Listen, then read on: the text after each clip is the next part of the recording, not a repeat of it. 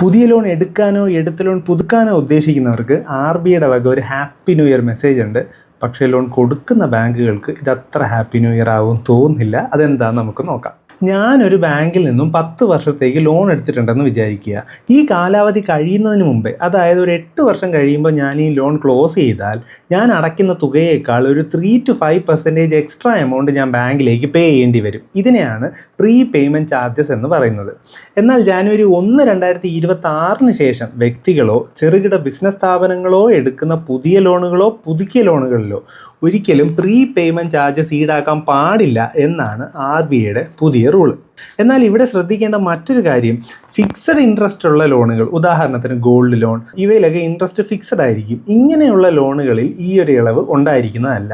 എന്നാൽ floating interest ഉള്ള ലോണുകൾ, ഉദാഹരണത്തിന് home loan, car loan, property വെച്ചിട്ട് അതിന്മേലെടുക്കുന്ന ലോൺ, ഇങ്ങനെയുള്ള ലോണുകളിൽ ഇൻട്രസ്റ്റ് ഫിക്സഡ് ആയിരിക്കില്ല, നേരെ മറിച്ച് വ്യതിയാനം വന്നുകൊണ്ടേയിരിക്കും. ഇങ്ങനെയുള്ള ലോണുകളിൽ ഈ ഇളവ് ബാധകമായിരിക്കും.